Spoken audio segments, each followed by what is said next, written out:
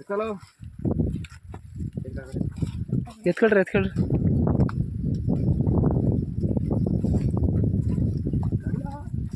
ಮೆಲ್ಲಿಗೆ ಎಗ್ಲಿಗೆ ಯಾಕ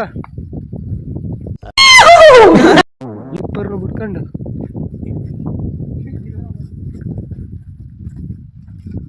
ಇಲ್ವಾ ಅದೇ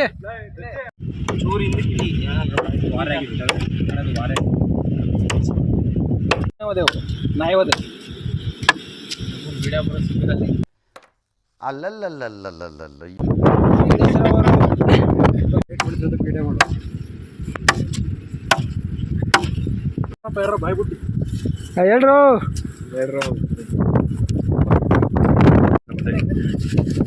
ನೀವೊಂದ್ ಎರಡು ಮಾತು ಹೇಳ್ಬೇಕಂತ ಇಷ್ಟ. ಒಳ್ಳೇದ್ ಮಾಡ್ತದ ನಮ್ಮ ಬೇದಿಯವರು ಈಗ ಮರವನ್ನು ಕಚ್ಚುತ್ತಿದ್ದಾರೆ. ಅವರಿಗೆ ಅಭಿನಂದನೆಗಳು. ಬೇದಿಯವರು ಈಗ ಮೆಚ್ಕೋತಾರೆ.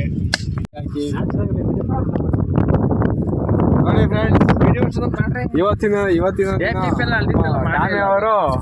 ನಮ್ಮ ಟ್ಯಾಮಿ ಅವರು ನಮ್ಮ ಮಂಟೆ ಅಷ್ಟೇ.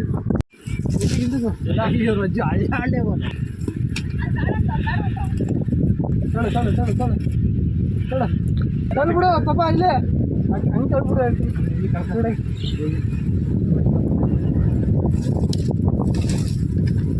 ಆ ಕಡೆ ಅದು ಮುಳ್ಳು ತಡಕಬ ಹಂಗೆ ಬಂದ್ರೆ ಹೆಂಗಾರ ಮಾಡ್ಬೋದು. ತಡಿ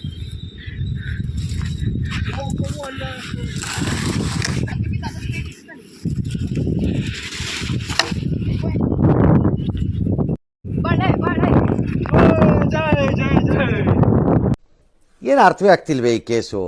ಎಳೆ ಮಗು ಆಗಿದ್ದಿದ್ರೆ ಓಕೆ, ಏನಿದು ಏನೋ ಗೊತ್ತಾಗ್ತಿಲ್ಲಪ್ಪ, ಗೊತ್ತಿಲ್ಲ, ಈ ಅರ್ಥ ಆಗ್ತಿಲ್ಲ ನನಗೆ.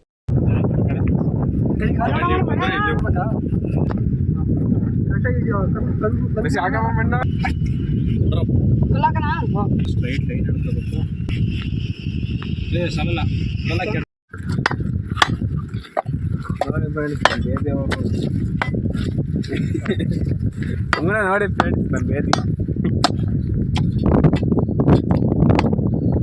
ಕರೆಕ್ಟ್ ಆಗೋದು ನೋಡಿ. ನಮ್ಮ ಪಿ ಟಿ ಮಾಸ್ಟ್ರು ಬಂದು ಊರಿಗೆ ಅದೇ ಹೇಳಿ ಏನಾದ್ರು ಹೇಳ್ಬೇಕು ನೀವು. ಪಿ ಟಿ ಮಾಸ್ಟ್ರು ಏನಕ್ಕೋಸ್ಕರ ಈ ಥರ ಎಲ್ಲ ಮಾರ್ಕ್ ಮಾಡ್ತಿದ್ದೀರಾ, ಲ್ಯಾಂಡ್ ಮಾರ್ಕ್ ಏನಾರು ಹಸಿ ಇದು ಮಾಡ್ತಿದ್ದೀರಾ, ಅಳತೆ ಮಾಡ್ತಿದ್ದೀರಾ ಅಂತ ಹೇಳ್ಬೇಕು.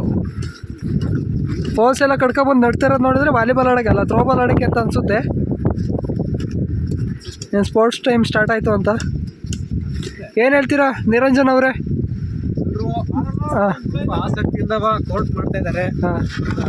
ಸರಿ, ಕಳೆದ ಬಾರಿದಂತಹ ಜಯದೊಂದಿಗೆ ಮುನ್ನಡೆಸ್ಬೇಕು ಅಂತ ಹೇಳೆಲ್ಲ ಕೋರ್ಟ್ ಎಲ್ಲ ಮಾಡ್ತಾ ಇದ್ದಾರೆ. ಅದಕ್ಕೆ ನಮ್ಮ ಸಹಕಾರ ಇದೆ. ಸೊ ಅಷ್ಟೇ. ನೀವು ಯಾವತ್ತು ಬರ್ತೀರಾ? ನಾವು ಟ್ರೈನಿಂಗ್ ಇವನೇನು ಮಕ್ಕ ಹೇಳ್ತೀನಿ ಇಟ್ಕೊಂಡವನೇ ಮತ್ತೆ ಇನ್ಯಾಕೆ ಬರ್ಬೇಕು? ಅಲ್ಲ, ನೀವು ಮತ್ತೆ ಇಲ್ಲಿ ಊರ್ ಬಿಡ್ತೀರಲ್ಲ, ಹಂಗಾಗಿ ಕೇಳ್ತಿರೋದು. ಪ್ರಾಕ್ಟಿಕ್ಸಿಗೆ ಹುಡುಗರಿಗೆ ಪ್ರಾಕ್ಟಿಕ್ಸಿಗೆ ಬಿಡ್ತೀರಾ ಇಲ್ಲ ನೀವು ಬರ್ತೀರಾ ಅಂತ ಗೊತ್ತಾಗ್ತಿಲ್ಲ. ನಮ್ಮ ಊರ ಮೇಲೆ ಅಭಿಮಾನ ಸದಾ ಇರುತ್ತೆ. ನಾವು ಹೋದ್ರೆ ನಮ್ಮ ಇರುವಿಕೆ ಸದಾ ಇರುತ್ತೆ. ನಾವು ಯಾವಾಗಲೂ ನಿಮ್ಮ ಜೊತೆಲೇ ಇರುತ್ತೆ. ದಪ್ಪ ಬಿಡ್ತೀವಿ ಅಂತ ಇನ್ನುವೇ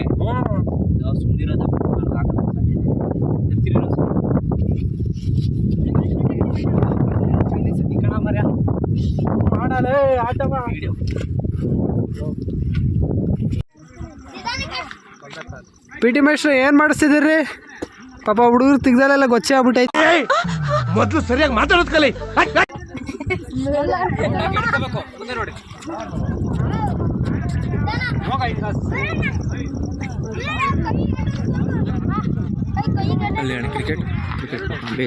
ಆ ಕಡೆ ಸೈಡು ದೊಡ್ಡ ಹುಡುಗರು ಕ್ರಿಕೆಟ್ ಆಡ್ತವ್ರೆ, ಈ ಸೈಡು ಚಿಕ್ಕ ಹುಡುಗರು ಥ್ರೋಬಾಲ್ ಪ್ರಾಕ್ಟೀಸ್ ಮಾಡ್ತಾ ಇದ್ದಾರೆ. ಇಲ್ಲಿ ನಮ್ಮ ಪಿ ಟೀಚರು ಹೈಸ್ಕೂಲ್ ಮಕ್ಕಳಿಗೆ ಎಕ್ಸಸೈಸ್ ಹೇಳ್ಕೊಡ್ತಿದ್ದಾರೆ. ಸ್ಟ್ರೆಚಿಂಗಾ?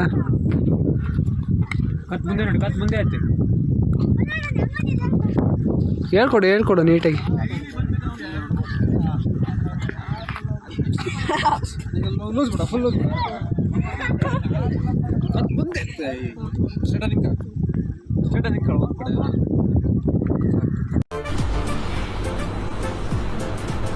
ಅಷ್ಟೇ.